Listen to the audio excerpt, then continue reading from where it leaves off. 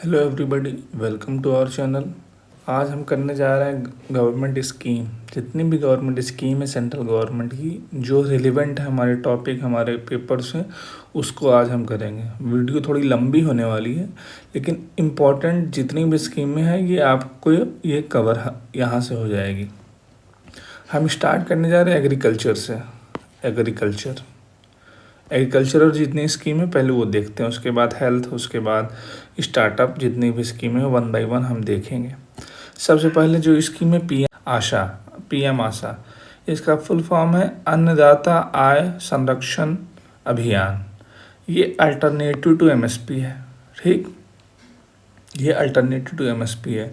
पहले क्या होता था, हम पीएसएस, जो अभी हम प्रोक्योर मतलब होता है जब सरकार किसान से लेती है जो अनाज को एमएसपी पे, उसे प्रोक्योरमेंट कहा जाता है। उसे पीएसएस स्कीम के अंडर में लेती है, प्राइस सर्विस स्कीम। ये नॉर्मल मेथड है। तो इसमें क्या होता है, सरकार को सब्सिडी देनी पड़ती है। सरकार को क्या देनी पड़ती है? सब्सिडी। तो सरकार अब चाहती है कि एमएसपी के बजाय हम कोई अल्टरनेटिव मेथड ढूंढे। तो उसमें सरकार को पूरा एमएसपी का पैसा देना पड़ता है किसानों को। अब सरकार इसके बजाय ला रही पीडीपीएस। पीडीपीएस स्कीम क्या है?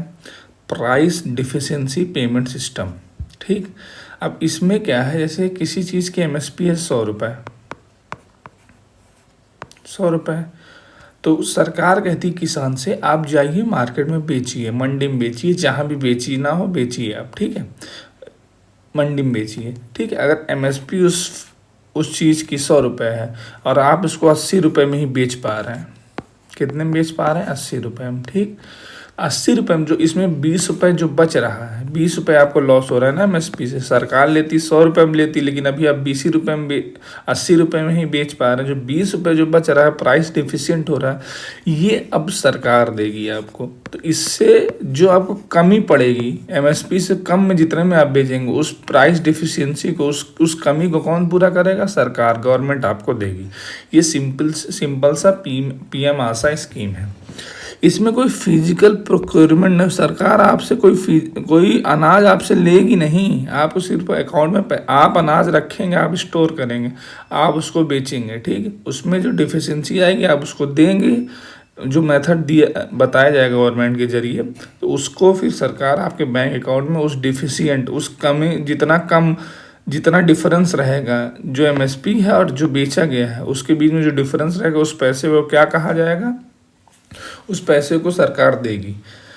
इसी तरीके से alternative PPS, pilot private procure at MSP, सरकार यहाँ पे प्राइवेट सेक्टर को भी, प्राइवेट एजेंट को भी ये देगी। मतलब ये सेक्टर खोल रही है ताकि कि वो भी किसानों से एमएसपी पे खरीद सकें, डायरेक्ट जाके एमएसपी पे खरीद सकें, किसान उनको भी डायरेक्ट जाके बेच सकें। मंडी के बजाय किसी प्राइवेट सेक्टर, प्राइवेट इंसान को, प्राइवेट लॉबी अगर है तो वो आपको एमएसपी पे आप उसको अपना सामान बेच सकें। तो ये पीपीएस है। ठीक है, पीएम प्रणाम में क्या है, हमारे देश में जैसे फर्टिलाइज़र का यूज़ क्या है, बहुत ज़्यादा है, जिससे क्या हो रहा है, हमारी जो सॉइल है वो क्या होती जा रही, इनफर्टाइल होती जा रही, जिसकी वजह से फर्टिलाइजर्स का यूज़ हम क्या करना चाह रहे हैं? डिक्रीज़ करना चाह रहे हैं, घटाना चाह रहे हैं। और हम फर्टिलाइजर्स, सरकार क्या देती है? सब्सिडी। क्या देती है? सब्सिडी देती है ना फर्टिलाइजर्स। अब गांव से बिलोंग करते होंगे, आपको पता होगा कि फर्टिलाइजर्स पे क्या देती है सरकार? सब्सिडी देती है, एनपीके पे। तो उस सब्सिडी बर्डन को, ये भी एक तरीके से लाइबिलिटी है गवर्नमेंट के ऊपर बजट पे, तो इसको कम करना चाहती। अब ये कम कैसे होगा? एम क्या है? फर्टिलाइजर्स के यूज़ को कम करना। इसके दो तरीके हैं। एक, ऑर्गेनिक फर्टिलाइजर्स को प्रमोट करना।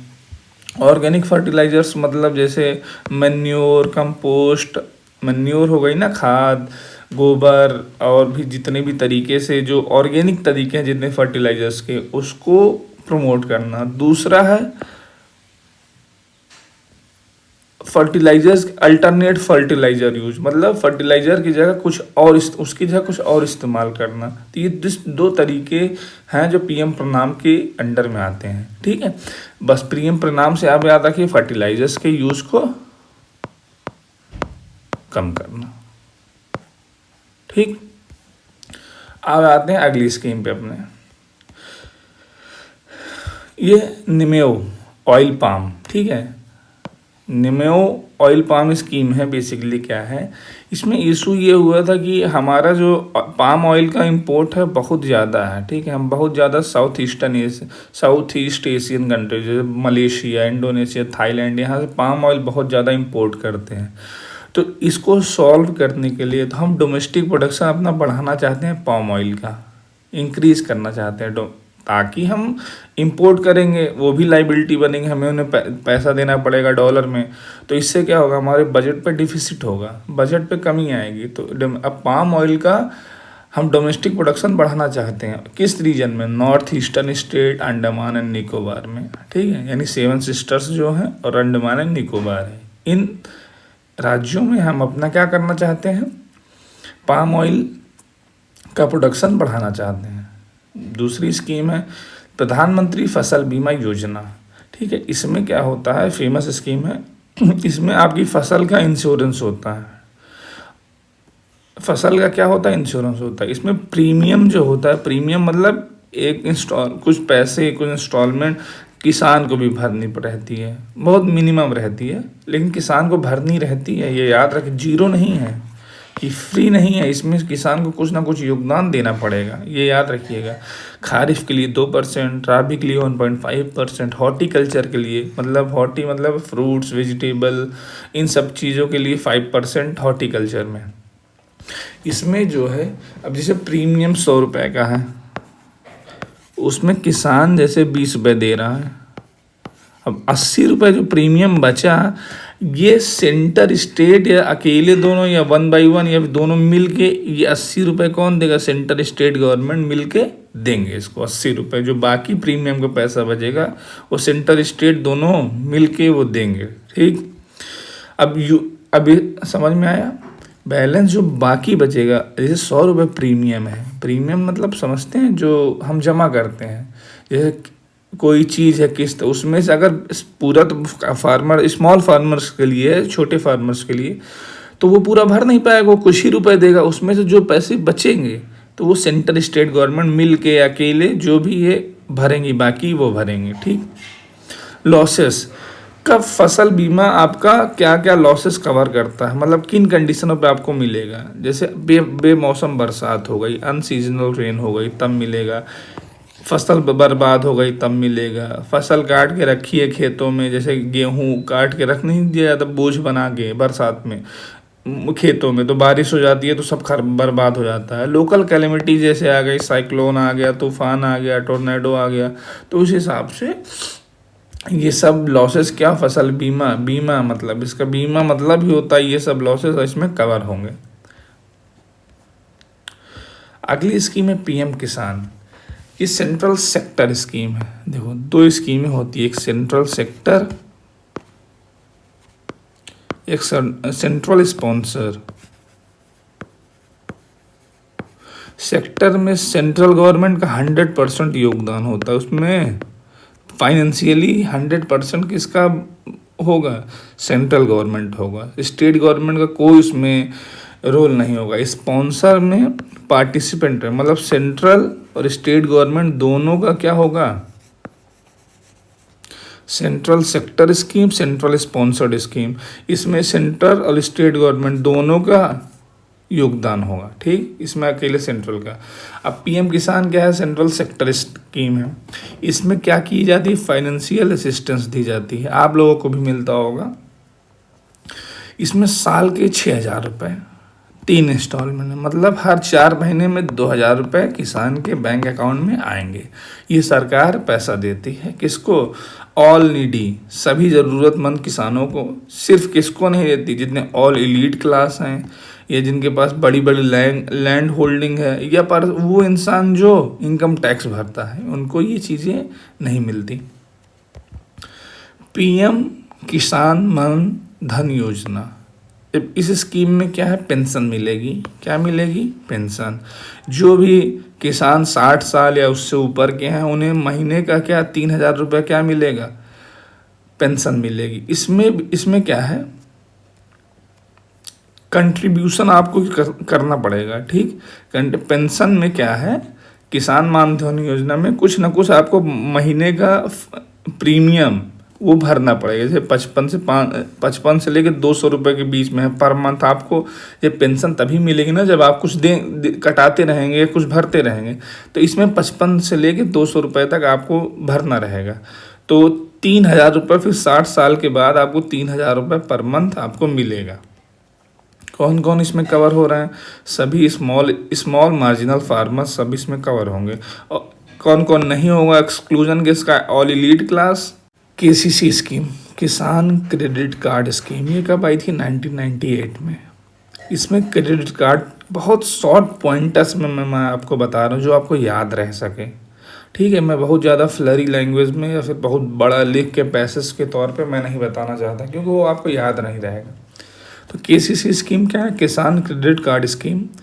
तो इसमें शॉर्ट क्रेडिट कार्ड सरकार देती है, उसमें शॉर्ट टर्म लोन, छोटे समय के लिए लोन आपको मिलेगा। इसमें गवर्नमेंट ऑफ इंडिया क्या आपको प्रोवाइड करती है? 2% का ब्याज छूट भी आपको प्रोवाइड करती है, मतलब 2% ब्याज में छूट आपको मिलेगी। लेकिन इसमें आपको फसल के लिए या फिर बड़ी मशीनरी के लिए आपको नहीं मिलेगा लोन। जैसे बड़ी मशीनरी खरीदनी है आपको, हार्वेस्टर खरीदना है, तो ये सब आपको मशीनरी के लिए, आपको बड़ी मशीनरी के लिए, बड़ी बड़ी चीज़ों के लिए नहीं मिलेगा। स्मॉल लोन्स फसल के लिए, इन सब चीज़ों के लिए क्या मिलेगा? आपको लोन मिलेगा। मशीनरी, हैवी मशीनरी खरीदने के लिए आपको इसमें लोन नहीं मिलेगा। बेसिक चीज़ करने के लिए ही लोन मिलेगा आपको। उसके बाद आता है प्रधानमंत्री कृषि सिंचाई योजना। इसका स्लोगन है पर ड्रॉप मोर क्रॉप, मतलब हर बूंद के साथ ज़्यादा फसल हमारी उगे। लेस वाटर मोर क्रॉप, और दूसरा है लेस वाटर, कम पानी में ज़्यादा फसल उगे। सेव वाटर, इसके लिए क्या किया गया है? एक माइक्रो इरिगेशन फंड बनाया गया है, जो कि कौन देखता है? नाबार्ड देखता है। इसमें बताया गया कि हमें नए नए मेथड से सिंचाई करनी चाहिए। स्प्रिंकलर हो गए, ड्रिप इरिगेशन हो गए, ये ज़्यादा तरीके यूज़फुल हैं। इसको हम आजमाएंगे तो हमारी फसल क्या होगी? ज़्यादा अच्छी होगी। इसमें सेंट्रल स्टेट का, ये सेंट्रल स्पॉन्सर है, जिसमें सेंट्रल स्टेट दोनों का योगदान है। नॉर्थ ईस्टर्न स्टेट में 90-10 का रेशियो, मतलब 90% सेंटर कंट्रीब्यूट करेगी, स्टेट 10%। नॉर्थ ईस्टर्न स्टेट मतलब 7 सिस्टर हमारे जो राज्य हैं। नॉर्मल जितने भी राज्य हैं उसमें सेंट्रल गवर्नमेंट 75% अप्रूव करेगी और 25% कौन करेगा? State government. तो ये हो गया हमारा प्रधानमंत्री किसान कृषि सिंचाई योजना। मत्स्य संपदा योजना, इसे मछलियों के प्रमोट के लिए, फिश एक्वाकल्चर के लिए बढ़ाने के लिए लाया गया है, और इसके लिए फंड भी बनाया गया, ठीक। अब इतनी ही बेसिक जो हमारी एग्रीकल्चर से रिलेटेड स्कीमें हैं जो हमने कवर कर ली।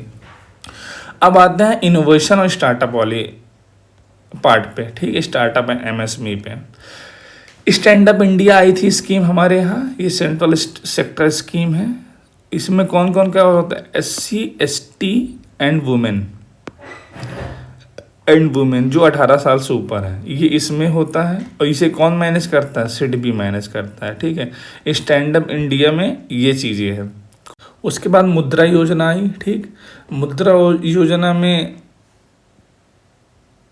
कि सरकार क्या देती है? लोन देती है। क्या करने के लिए? बिजनेस करने के लिए। एमएसएमई, छोटे सेक्टर्स को, जो उन्हें बिजनेस करने के लिए क्या देती है?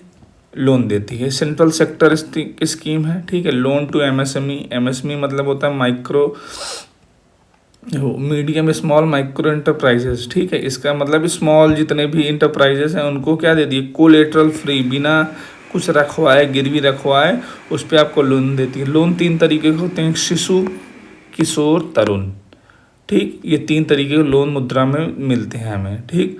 उसके बाद अब उसको ज़्यादा डीपली मत जाइए कितना किस में मिलता है, बस इतना जानिए कि लोन मिलता है एमएसएमई मुद्रा में। सिडबी इसको मैनेज करता है और कोई कोलेटरल नहीं रखवाया जाता इसमें।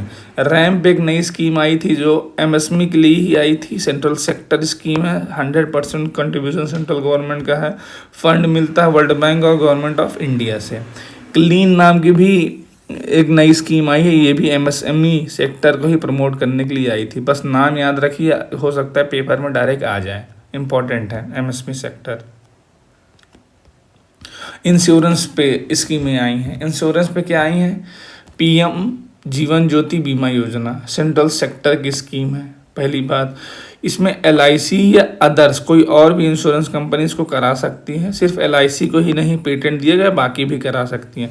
इसमें आपको प्रीमियम देना पड़ेगा, प्रीमियम आपको भरना पड़ेगा, ऑटो डेबिटेड होगा, मतलब अपने से कट जाएगा अगर आप रख देंगे उसको। तो कवरेज कितनी कवरेज है इसमें? 2 लाख रुपए तक की कवरेज है। ठीक, बताया सेंट्रल सेक्टर स्कीम है, 2 लाख तक की कवरेज है। पीएम सुरक्षा बीमा योजना, अब हम इसमें देखना, ये भी सेंट्रल सेक्टर स्कीम है। ये किससे रिलेटेड है? एक्सीडेंटल डेथ और डिसेबिलिटी के लिए है। ठीक, एनी इंश्योरेंस कंपनीज, किसी से भी आप इंश्योरेंस करा सकते हैं, प्रीमियम आपको भरना पड़ेगा, ऑटो डेबिटेड होगा। ठीक, कवरेज होगा 2 लाख डेथ पे मिलेगा, 1 लाख रुपए मिलेगा डिसेबिलिटी पे। इसमें ये चीज़ है सुरक्षा बीमा योजना में। अगली स्कीम है अटल पेंशन योजना। इसमें आपको क्या पेंशन मिलेगी? ये भी क्या है? सेंट्रल सेक्टर स्कीम है। 1,000 से लेकर 5,000 तक इन्हें पेंशन की स्कीमें हैं। ठीक है, अलग अलग लोगों को अलग अलग तरीके से मिलेगी। कंट्रीब्यूशन 18 से 40 साल की उम्र में आपको इसमें भी प्रीमियम देना पड़ेगा। और इसे PFRDA के जरिए होगा, जिसमें सेंट्रल कंट्रीब्यूट करेगा 50% ऑफ प्रीमियम। मतलब जो भी आप भरेंगे उसके बाद 60 साल के बाद आपको इसमें मिलेगा। ठीक है, तो इसमें सेंट्रल जो आप देगा उसमें 50% कंट्रीब्यूशन किसका होगा? प्रीमियम में सेंट्रल गवर्नमेंट का होगा। ठीक, बाकी जितना आपको भरना पड़ेगा, 18-40 साल आप प्रीमियम देंगे ना, तो उसमें आपका इतना पैसा कवर हो जाएगा। बाकी कौन देगा? सेंट्रल देगा। पेंशन में याद रखिए कि पेंशन आपको तभी मिलेगी जब आप कंट्रीब्यूशन कुछ करेंगे, फ्री में आपको नहीं मिलेगा। कोई भी स्कीम आए पेपर में तो उसमें अगर कुछ आए तो फ्री में, तो उसमें आप उसे काट के ही आइएगा। इंश्योरेंस में प्रीमियम आपको भरना ही भरना। इंश्योरेंस किसी चीज़ का बीमा, आप बाइक का कराएं, कार का कराएं इंश्योरेंस, उसमें कुछ अमाउंट आप जमा करते हैं ना, तो उसमें आप जमा समझिए कुछ ना कुछ पैसा आपको देना ही देना है। तो इस वजह से ये चीज़ है। अटल पेंशन योजना में फिर से समझ लीजिए, एक से 5,000 तक आपकी पेंशन स्कीम है, अलग अलग लोगों को अलग अलग तरीके से। कंट्रीब्यूशन 18 से 40 साल की उम्र तक। बाई PFRDA सेंटर कितना कंट्रीब्यूट करेगा? 50% ऑफ इस प्रीमियम सेक्टर स्कीम है, और इसमें आपको कंट्रीब्यूशन देना पड़ेगा। अब अगली स्कीम आती है PM जन धन योजना। इसमें क्या हुआ था? फाइनेंशियल इंक्लूजन हुआ था। जिन लोगों के पास खाता नहीं, उन लोगों को भी खाता दे के उनको भी भारत की बैंकिंग सिस्टम में लाया गया था। जीरो बैलेंस अकाउंट खुलवाया गया था। बैंकिंग द अनबैंक्ड, ये इसका क्या था? नारा था। बैंकिंग द अनबैंक, उनको भी बैंक में शामिल, बैंकिंग सिस्टम में लाया जाए, इनके पास खाता भी नहीं है। अगली स्कीम है, अब अर्बन में थोड़ा सा सिलेक्टिव देखते हैं। देखिए अर्बन सिटीज़ में क्या लाया गया स्कीम? स्मार्ट सिटी का प्रोजेक्ट लाया गया, जिसमें फेमा, आप देखेंगे आपके यहाँ फेमा नाम की क्या चलती होगी? बसें चलती होंगी, ई व्हीकल। ठीक है, ई व्हीकल चलती होगी फेमा नाम से। ठीक है, तो ई व्हीकल ये लाई गई। ये क्या है? ई व्हीकल है जो चलती है स्मार्ट सिटी में, जितना भी होगा। अब बाकी जो बसेस हैं वो रिप्लेस हो रही हैं, अब ई व्हीकल फेमा की चल रही हैं। ठीक, अब PM स्वनिधि एक नई स्कीम आई है हमारे यहाँ, वो स्ट्रीट वेंडरों के लिए है। जितने भी लोग ठेला लगाते हैं उनके लिए, ठेला और छोटी चीज़ें, तो उस पर सरकार आपको लोन देगी। पहले 10,000 देगी, फिर 20,000 देगी, फिर 50,000 तक लोन देगी। आप उसको भर देंगे तो उसके बाद आपकी क्या बढ़ती रहेगी? क्रेडिबिलिटी बढ़ती जाएगी, तो आपको लोन बढ़ता जाएगा। 10,000 से 20,000, 20,000 से 50,000।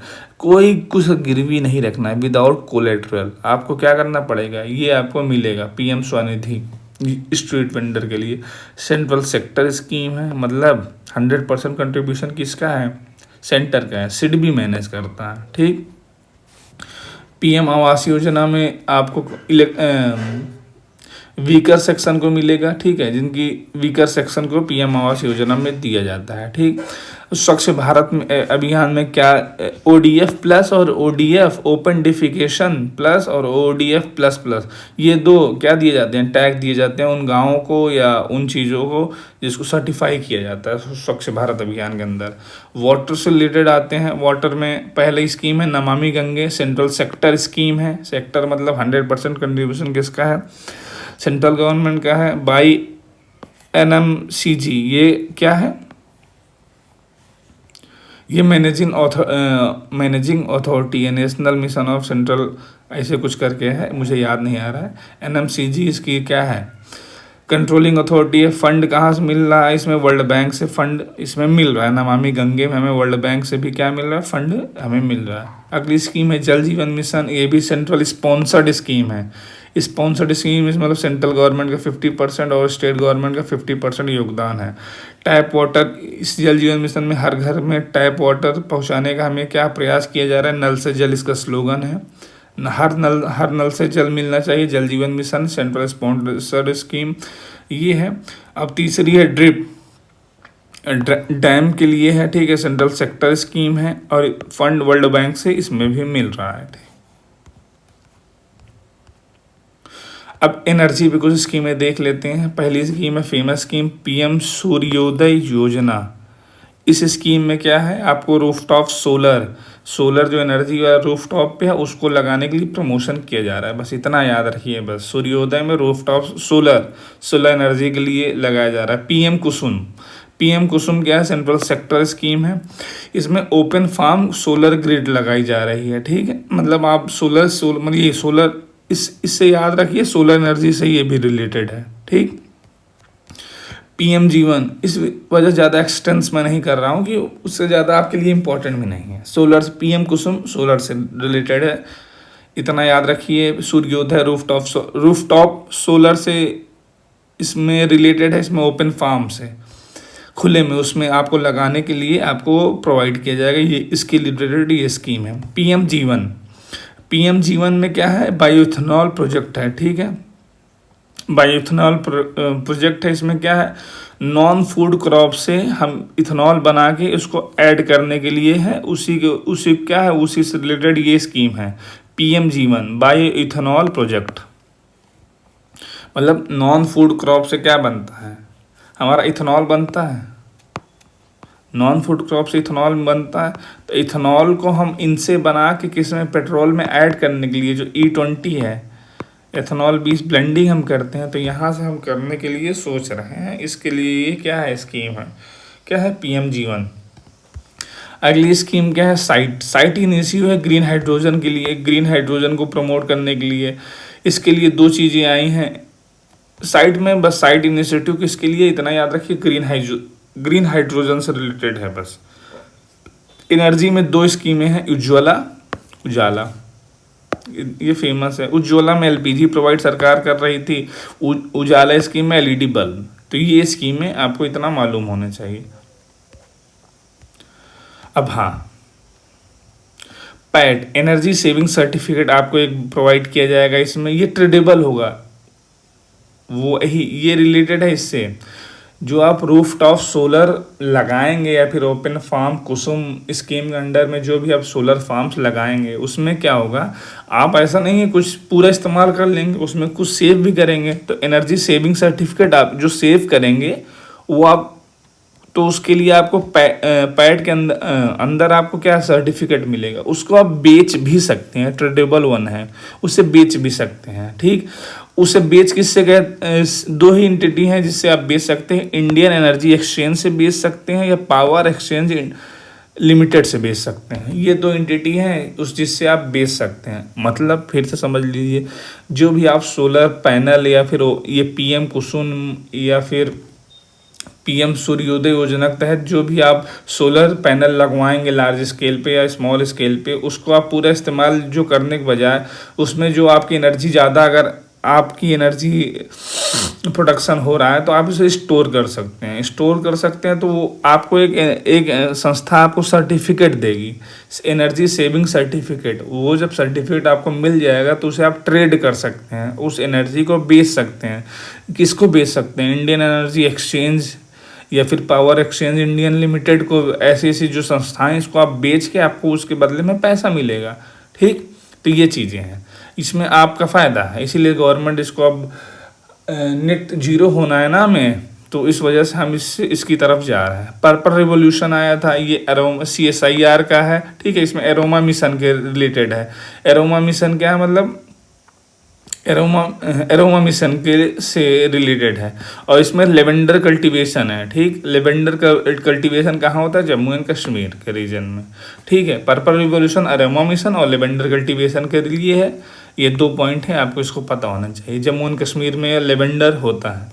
नमस्ते स्कीम आई थी। नमस्ते स्कीम में जो सीवेज क्लीनिंग करते हैं उनके लिए आई थी नमस्ते स्कीम। सीवेज क्लीनिंग को मैकेनाइजेशन करने के लिए, मतलब जो हम पीएम मोदी जी ने नहीं कहा था कि जो इंसान खुद जाके सीवेज क्लीनिंग करता है वो बहुत एक गंदी वो होता है, सीवेज में घुस के उसको साफ करना एक बहुत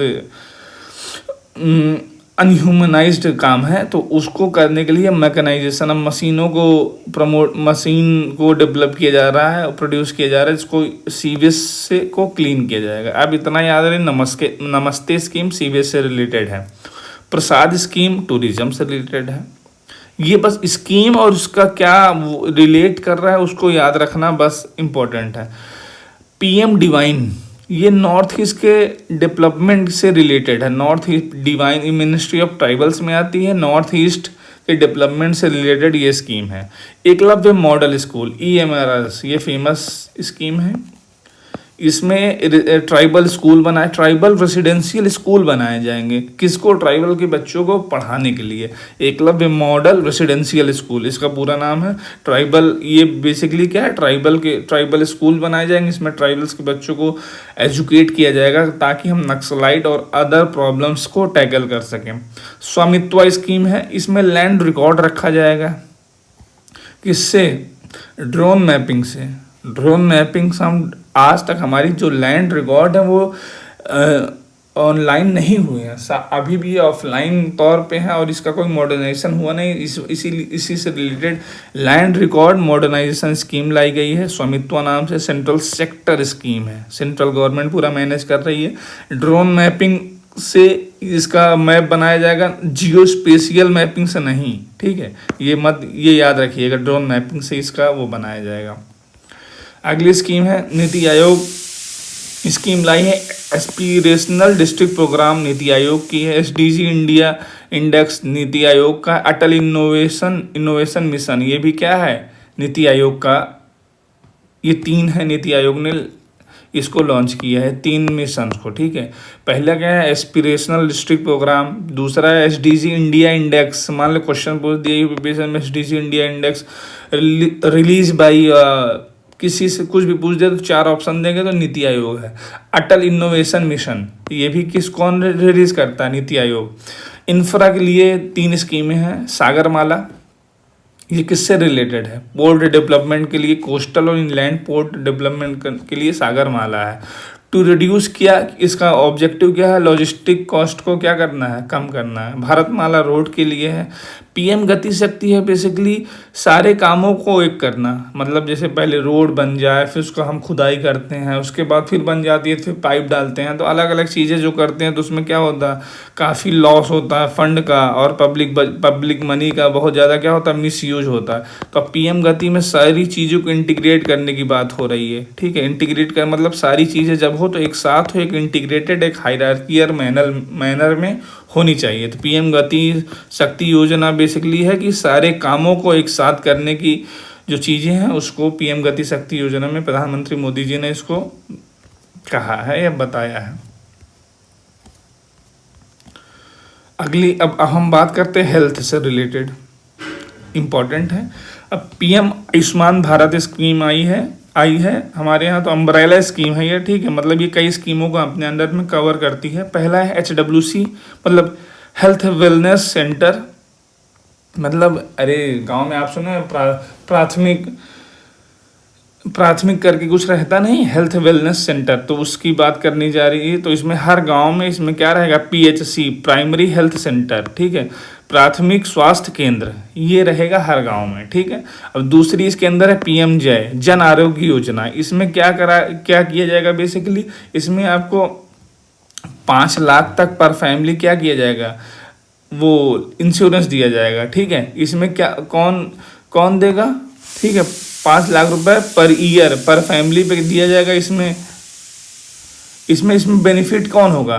ठीक है, इसमें देगा कौन? इसमें गवर्नमेंट देगी और गवर्नमेंट इसको देगी और सभी हॉस्पिटल में नहीं रहेगा ये प्राइवेट।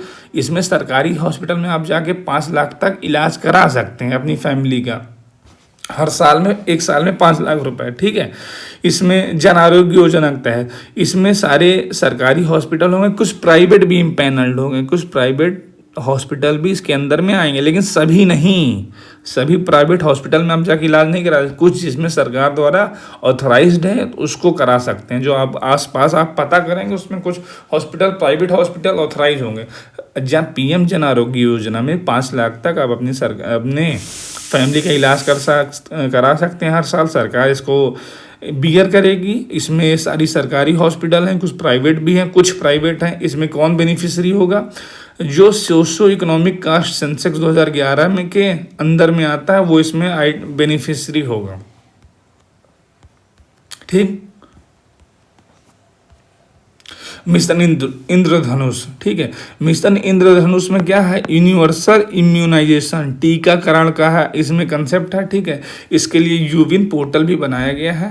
तो सिंपल सी चीज़ है, जो टीका जितने भी होंगे वो यूविन पोर्टल के जरिए होंगे हमारा। उसके बाद एक नई स्कीम आई थी एनएफएसए, नेशनल फूड सिक्योरिटी, ठीक है। एनएफएसए आया था 2013 में हमारा। जो ये पीडीपीएस का सिस्टम है, राशन गल्ला का सिस्टम ही एनएफएसए के तहत ही आया था, ठीक है। वेलफेयर राइट्स इसका मेन ऑब्जेक्टिव था लोगों का भला करना। वेलफेयर राइट्स बेस्ड अप्रोच, मतलब हम उस तरीके को अपनाएं जिससे लोगों का भला हो या वेलफेयर हो, ठीक है। फूड डिस्ट्रीब्यूशन, इसके तहत फूड डिस्ट्रीब्यूशन स्कीम आई, पीडीएस पब्लिक डिस्ट्रीब्यूशन स्कीम, ठीक है। आया नहीं था, आया है ना, अभी भी लोगों को गल्ला मिल रहा है, तो पीडीएस स्कीम। इसके बेनिफिशरी कौन होंगे? 2 तरह के बेनिफिशरी हैं। एक अन्नदाता अन्न योजना हाउस होल्ड, जिसको मतलब 35 किलो पर फैमिली पे मिलेगा, ठीक है। ये 35 किलो पर फैमिली पे अनाज मिलेगा, जिसका आय राशन कार्ड होगा। दूसरा priority house hold, priority house hold में 5 किलो पर पर्सन मिलेगा, ठीक है। यानी फैमिली में जितने पर्सन हैं उनके लिए एक महीने में 5 किलो क्या मिलेगा? हर इंसान को राशन मिलेगा, ठीक है। यानी एक फैमिली में 4 लोग हैं तो उनको 20 किलो मिलेगा, ठीक है। और जिसका आय है अन्नदाता अन्न योजना हाउस होल्ड, उसको क्या मिलेगा? 35 किलो। अब 1-2 लोग हों, 3 लोग, इससे मतलब नहीं है, पूरे फैमिली को क्या मिलेगा? 35 किलो अनाज मिलेगा। अब उसके बाद क्या क्या नए इनिशिएटिव लिए गए वुमेन्स को लेके, ठीक है, या फिर हेल्थ को लेके, ठीक है।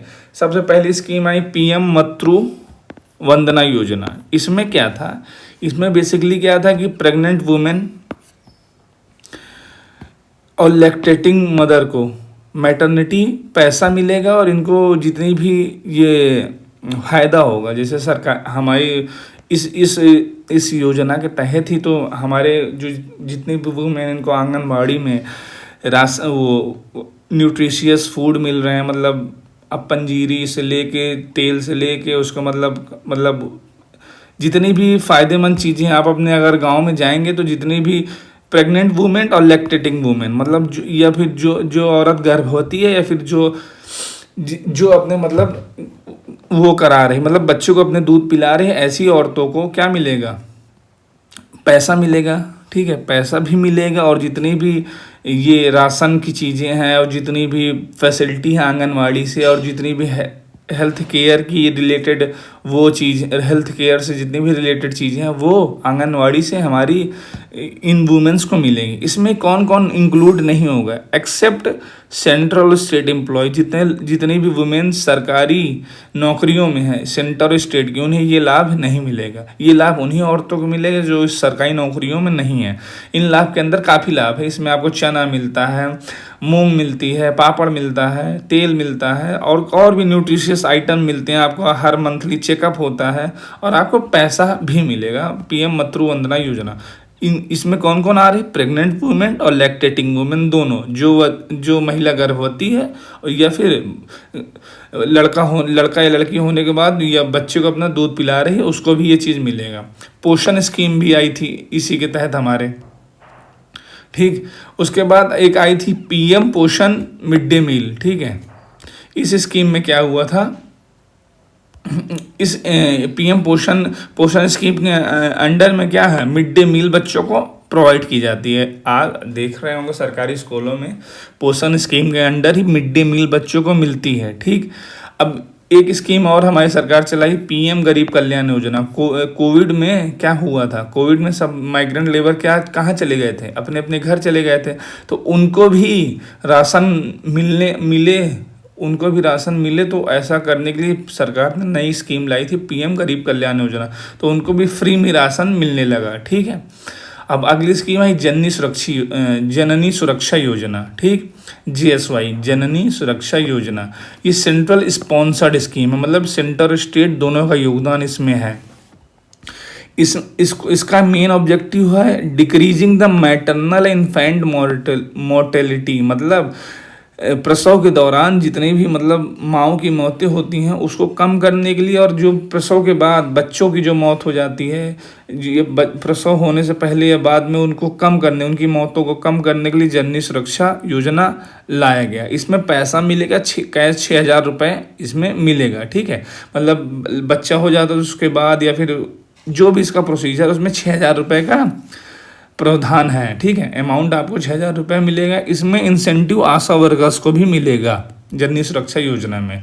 ये बेसिकली आप इसको इतना याद रखिए, मैटरनल इन्फेंट मोर्टेलिटी मतलब मृत्यु दर को कम करने के लिए ये स्कीम लाई गई। इसमें पैसा 6,000 रुपये मिलेगा। ये सारी स्कीमों का टारगेटेड ग्रुप है, मीन्स बेसिकली जो टारगेट ग्रुप है वो बच्चे हैं जो 6-14 साल, जैसे मिड डे मील स्कीम, नहीं तो प्रेग्नेंट वुमेन या लैक्टेटिंग वुमेन, ये इनके क्या है, टारगेट ग्रुप है। यहाँ पे हमारी अधिकतम सारी मतलब हेल्थ से रिलेटेड जो मेन स्कीम है वो कवर हो गई, एग्रीकल्चर से रिलेटेड जितनी भी स्कीमें थी वो कवर हो गई, और जितनी भी एनर्जी से और फेमस जितनी भी इम्पोर्टेंट स्कीमें थी हमारी सेंट्रल गवर्नमेंट की, आप इसको एक या दो बार देखेंगे तो आपको पूरा समझ में आ जाएगा। ठीक है, जितनी भी स्कीमें थी वो हमने कवर कर ली। तो thank you very much, good bye.